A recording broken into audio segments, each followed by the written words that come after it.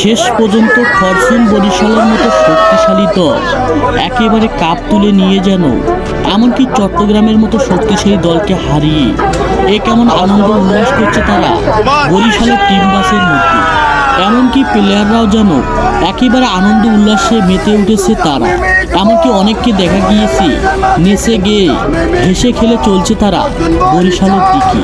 কারণ হলো যে তাদের প্রতিপক্ষ দল ছিল চট্টগ্রামের মতো শক্তিশালী দল, আর তাদেরকে কিনা একেবারে লজ্জাজনকভাবে ম্যাচ হারিয়েছে ফরচুন বরিশালের মতো শক্তিশালী দল। আর ম্যাচ হারার পরে যেন দেখা গিয়েছে একেবারে আনন্দ উল্লাসে মেতে উঠেছে হাজারো কোটি ক্রিকেট ভক্ত সমর্থকরা, এমনকি ফরচুন বরিশালের প্লেয়াররা।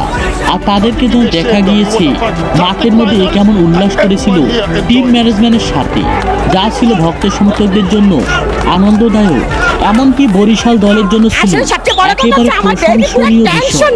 আর সেজন্য যেন দেখা গিয়েছে ভক্ত সমর্থকরা নেচে গিয়ে হেসে খেলে এমনকি তাদের মন্তব্য প্রকাশ করছে সবার সামনে তারা, যা ছিল একেবারে অসাধারণ, অপ্রত্যাশিত এবং অবিশ্বাস্যভাবে ম্যাচ জিতেছে বরিশালের মতো শক্তিশালী দল চট্টগ্রামের বিপক্ষে।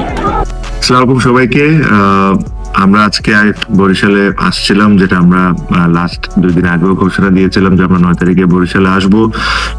আমাদের অনেক প্ল্যান ছিল, আমরা এই কারণেই পুরো টিম নিয়ে বরিশালে এসেছিলাম যে আপনাদের সবার সাথে দেখা হবে, আমরা কিছু কথা বলবো, প্রত্যেকটা প্লেয়ার কিছু না কিছু কথা বলবে আর আপনাদের সবার সাথে টাইম স্পেন্ড করবে। আনফরচুনেটলি আমাদের ওখানে স্টেজে খুবই কম সময়ে থাকতে আমরা পেরেছি, বিকজ আমার লাইফে আমি I have to tell you this, আমার লাইফে আমি এতগুলা মানুষ একসাথে দেখিনি। আমার কাছে মনে হয় খুব কিছু না হলেও 1.5 থেকে 2 লক্ষ মানুষ আপনারা ছিলেন আমাদেরকে দেখার জন্য। এটা একটা সময় এমন অবস্থা হয়ে গেছিল যে আমাদের সিকিউরিটি টিম এই জিনিসটাকে আর সেফ মনে করছিল না। আপনি যদি লক্ষ্য করে থাকেন, যখন আমরা বাস নিয়ে ঢুকতেছিলাম আমাদের বাসের উপরে পর্যন্ত মানুষ উঠে যাচ্ছিল। তো আমাদের সিকিউরিটি টিম থেকে একদম স্ট্রিক্টলি অ্যাডভাইস করা হয়েছিল যেটা আসলে সেফ না।